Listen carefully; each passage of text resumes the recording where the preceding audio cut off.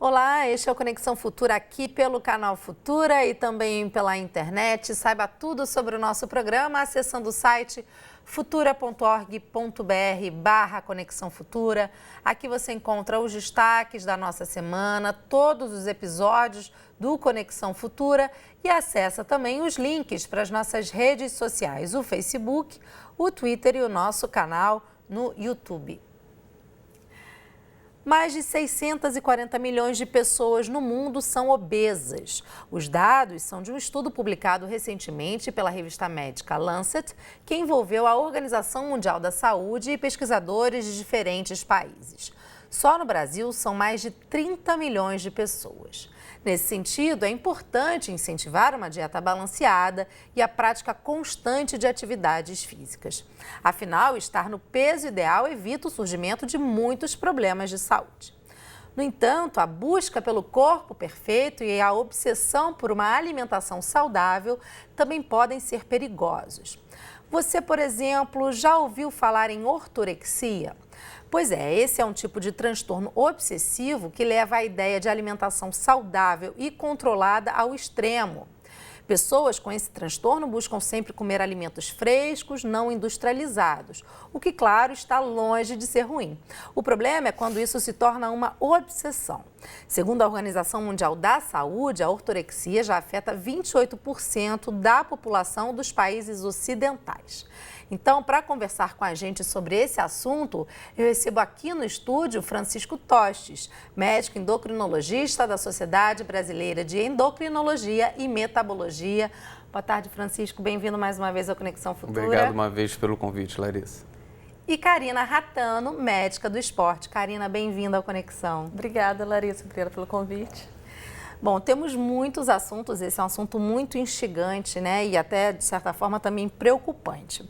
Francisco, eu queria começar com a seguinte pergunta. Qual é a diferença para uma pessoa que busca uma alimentação saudável, se manter no peso ideal, para a pessoa que tem a ortorexia? Bom, a ortorexia, ela foi, primeiramente, descrita por Bratman, que identificou pacientes que, a partir de determinadas crenças que se justificam através de dados científicos ou não, estabeleceram o que eles consideravam ser saudáveis. Tá? Então, a ortorexia não necessariamente está ligada a um distúrbio de imagem, até na maioria dos casos não está. Não é que eles estejam buscando um corpo melhor, eles estão buscando uma saúde melhor. Eles acreditam que aquele método que eles adotaram de alimentação vai levar eles a ter uma saúde melhor. Não necessariamente, então, está ligado à perda de peso, por exemplo? Não necessariamente. Existem algumas características em comum, por exemplo, com outro distúrbio alimentar, que é a anorexia. O que tem em comum com a anorexia? A ansiedade relacionada a alimentar-se, né? Só que no caso da ortorexia, a ansiedade relacionada ao planejamento, né? Dele conseguir se programar a comer exatamente aquilo que, né, que ele estabeleceu. O sentimento de culpa, quando ele transgride a alimentação, né? Então, essas são algumas características em comum com a anorexia. Também, distúrbios sociais, né? Que também existe na anorexia, quer dizer, a pessoa começa a perder o convívio com família e com amigos, isso começa a ser afetado por esse distúrbio que é a ortorexia. Olha, se a gente dá uma busca rápida agora, né, pela hashtag em inglês Clean Eating, que significa, né, ao pé da letra comida limpa, a gente vai encontrar uma gama de posts. A gente pode mostrar agora o Instagram, por exemplo, a rede social Instagram. Se você buscar pela hashtag Clean Eating, ou em português, se você quiser colocar comida saudável, a gente vai encontrar muitas pessoas que postam comidas, né, o seu café da manhã, o seu almoço, dão dicas aí de alimentação. A gente pode também buscar, por exemplo, no Twitter, eu vou mudar agora aqui a aba do computador para a gente mostrar também no Twitter, tá aí a mesma hashtag, você encontra muitos perfis dando dicas de alimentação e que falam: gordura, não quero você perto de mim, não quero comer carboidrato, né? As pessoas aí, uma tendência sempre a comer grãos, proteína. Karina, eu queria saber o que essas pessoas evitam comer. Quem tem ortorexia, o que elas não comem? Não é só açúcar e gordura, né? Sim, a ortorexia, a definição dela é o quê? É aquela pessoa que quer comer saudável. Só que o saudável é o que ela considera alimentos puros. Quando ela fala que ela vai comer alimentos puros, ela evita conservante, ela evita tudo que tem herbicidas, pesticidas, tudo que é artificial. Só que como ela acaba excluindo tudo isso e ela vai comer o que ela considera puro, ela tira muita coisa da alimentação dela. Então, assim, como você falou no começo do programa, a obesidade cresceu muito. Só que ao mesmo tempo que cresceu o número de obesos, também cresceu o número de pessoas que querem comer saudável, que têm aversão a essa obesidade. E nisso surgiu a ortorexia. Então, assim, essas pessoas, elas querem comer o que é o orgânico, o que não tem nada dessas coisas industrializadas, e com isso quem que tem mais risco de ter ortorexia é a mulher jovem, é a mulher adulta e aqueles que têm mais condições econômicas para isso. Quais são os problemas que não ingerir esses alimentos, Francisco? A partir do momento que você escolhe o que é saudável para você ou não, sem um acompanhamento, e você acaba deixando de ingerir, então, vitaminas e nutrientes que são importantes. Quais são os riscos, então, para a pessoa que tem ortorexia? Exatamente. Como a Karina mesmo falou, a pessoa ela estabelece determinados alimentos que ela simplesmente considera que não sejam saudáveis para ela. E com isso ela pode chegar a excluir grupos alimentares inteiros, né? Certamente isso vai trazer um impacto na saúde, né? Em termos de desnutrição, carência vitamínica, distúrbios hormonais. Isso tudo anemia, tudo isso a gente pode encontrar nesses pacientes. Até porque, né, Karina? O distúrbio, a ortorexia, vai piorando com o tempo. Essa exclusão de alimentos, a tendência é que ela vá se aprimorando, vamos dizer assim, né? A pessoa, aquela restrição que ela estabeleceu no início, ela começa a se cobrar mais. Isso é uma característica de quem tem ortorexia. Ele começa a se cobrar cada vez mais. Aquela alimentação que ele fazia já não está boa o suficiente. Então, certamente causa risco a nutrição desse paciente. Como é que a gente consegue identificar, Karina, por exemplo, um paciente que chega até você e você consegue identificar que ele está com esse transtorno, né? E como é que também alguém que está nos assistindo agora conhece alguém ou ele mesmo está aí nessa busca obsessiva por essa alimentação mais limpa, mais saudável? Como é que ele pode buscar ajuda? Bom, a gente pode identificar até alguns colegas, vizinhos, pessoas, né? Geralmente eles gastam mais de 3 horas por dia em busca do alimento, como o Dr. Francisco falou. Eles ficam muito preocupados com a alimentação do dia seguinte, o que eles vão comer, o que eu tenho que procurar. Às vezes eles têm medo de ir no mercado comum, porque eles acham que no mercado comum só vai ter coisas industrializadas. Eles optam por ir em lugares que têm coisas orgânicas. E um detalhe muito importante, Larissa, é que eles preferem alimentos pela qualidade deles. Não é só por ser carboidrato, proteína ou lipídios, né, as gorduras. Eles optam por coisas que não tem nada no rótulo industrializado. Eles preferem comer uma coisa por qualidade do que por saúde, do que por paladar. Não importa o sabor para eles. Para eles é muito mais importante uma alface orgânica sem sabor, mas que não tem sentimento de culpa, como o Dr. Francisco disse, quando eles vão ingerir esse alimento. Agora, isso acaba trazendo, Francisco, um problema até mesmo para a vida social desse paciente, né? O convívio familiar, com os amigos, né? Como é que isso afeta diretamente esse convívio? Inclusive, muitas vezes podem ser até mesmo os amigos e os familiares que podem ajudar a identificar, né?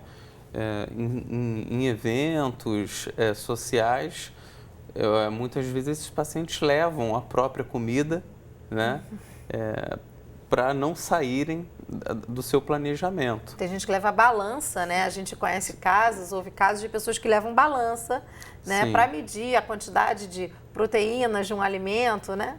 são extremos. Preferem até para não ser questionados, né? Porque acaba incomodando sempre perguntar por que você come isso, por que você come isso. E normalmente quem tem ortorexia, eles querem convencer todo mundo de que ele está certo. Eles têm percepção de que eles têm um conhecimento superior aos demais. Quando eles são questionados, quando eles são interpelados por amigos ou familiares por estarem adotando aquele hábito, eles tentam inverter a situação, eles tentam explicar o porquê daquilo que eles estão fazendo através de teorias que, na verdade... Que justificam o que eles acreditam. Exatamente, né? São mais mitos do que teorias. E até um parêntese sobre o que a Karina falou com relação à qualidade.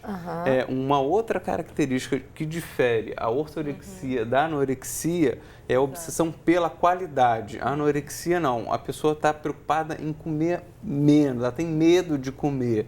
A ortorexia não é isso, ela não tem a preocupação com a quantidade especificamente, ela é a pureza do alimento, é a qualidade. Agora, a ortorexia pode acabar se transformando também numa anorexia em algum momento? Existe isso? Vocês conhecem esses casos? Existem alguns casos que eles falam que as pacientes, principalmente mulher, que teve anorexia no passado, tem mais tendência de desenvolver a ortorexia no futuro. Porque elas têm mais conhecimento sobre alimentos. Só que, como o Dr. Francisco disse, ela passa de um quadro onde ela quer comer menos, onde a quantidade é importante para ela, para ir para um quadro de que a qualidade é mais importante. A escolha do alimento é muito mais importante para ela do que o quanto de caloria ela vai ingerir. Existe, sim, essa área de interseção, né? Muitas vezes os pacientes eles podem migrar de um distúrbio para o outro. Como ela falou, realmente, pacientes pós-tratamento de anorexia podem migrar para uma ortorexia. Então, ou, por exemplo, pacientes que fizeram um tratamento de compulsão alimentar, né? Como eles acabaram adquirindo conhecimento provavelmente de alguma sucesso, forma, né, em controlar de alguma forma, eles passam a adotar esse método. E uma outra característica também, né, de quem as pessoas que têm maior risco, né, de desenvolver ortorexia são pessoas muitas vezes ligadas à área da alimentação, né? Tem um estudo populacional, né, que fez uma análise assim, né, sobre a prevalência da ortorexia. E o estudo que identificou maior prevalência de ortorexia foi um estudo aqui no Brasil, numa faculdade de nutrição.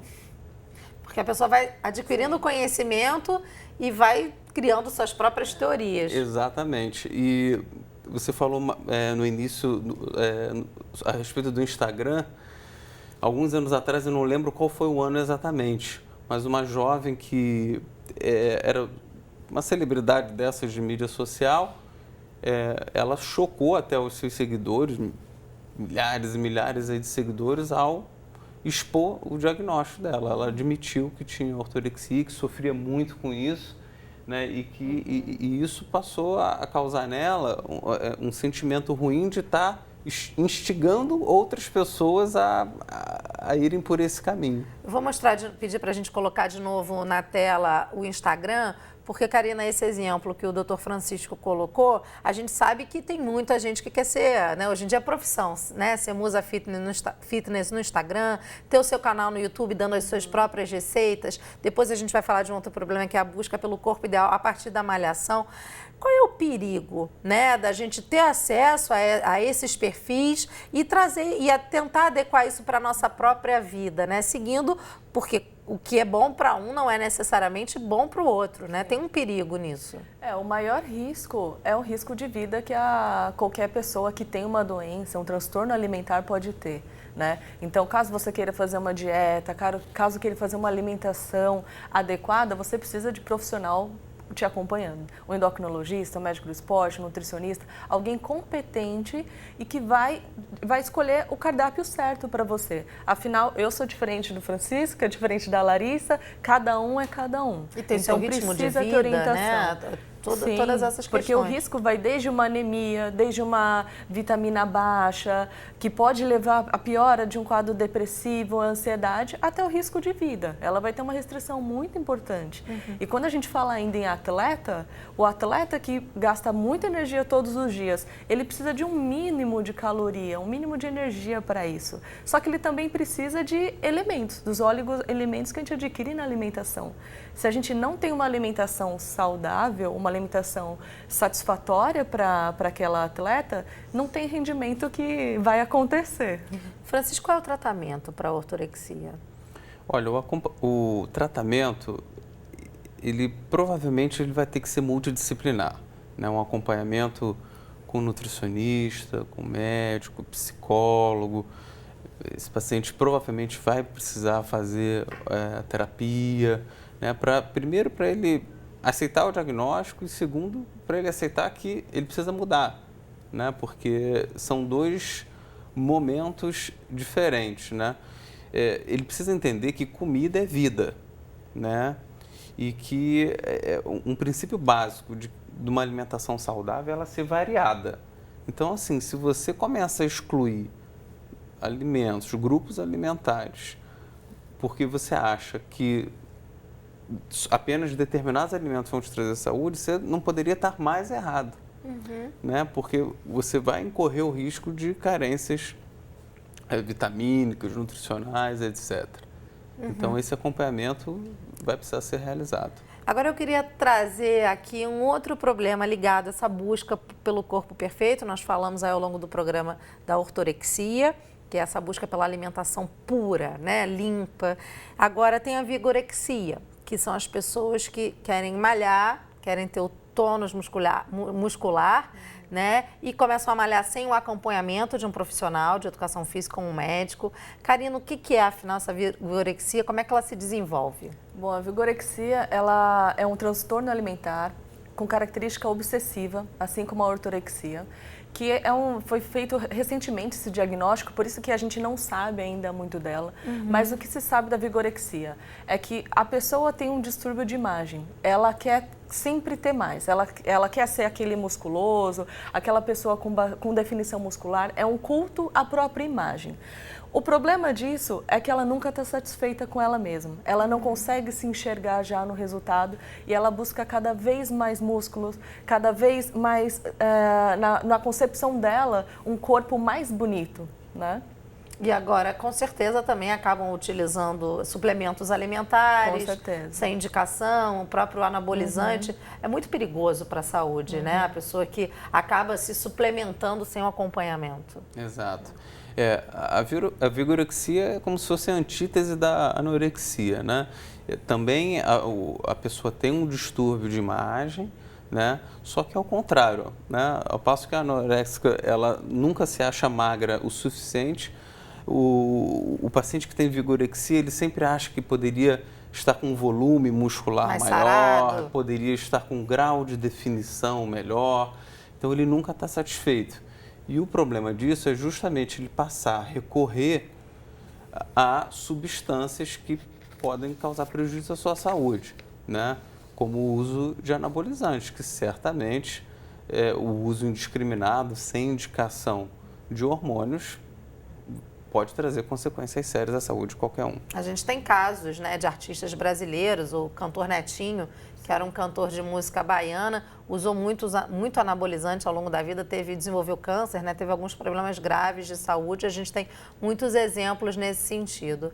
Karina, a pessoa que está sempre malhando o dia inteiro, vai para a academia, a gente tem muitas academias hoje que tem 24 horas, né? E provavelmente não tem tantos profissionais ali disponíveis para atender os alunos. Que tipo de lesão essa pessoa pode desenvolver? Sim, a pessoa que tem a vigorexia, imagina, ela não sai da academia. Aquela pessoa que passa na academia várias horas, elas têm obsessão por exercício.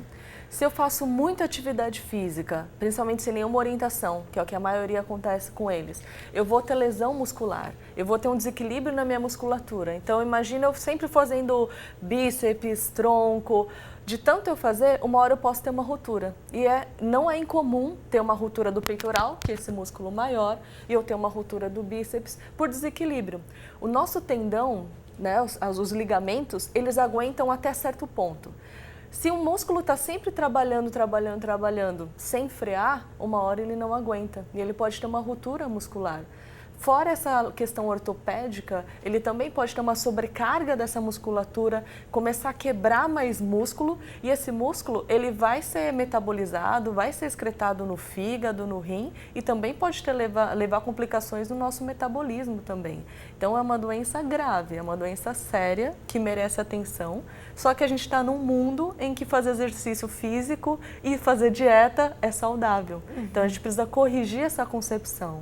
E a gente tem aí a mídia, né, a própria internet, como nós já colocamos ao longo do programa, trazendo modelos de beleza que muitas vezes são inalcançáveis para a maioria das pessoas, né? As pessoas não têm o acesso ao atendimento que essas pessoas têm. A própria fisiologia mesmo não permite que você chegue àquele corpo, né? Tem essa questão também. Sim, eu acho que primeiro tem a característica individual, né?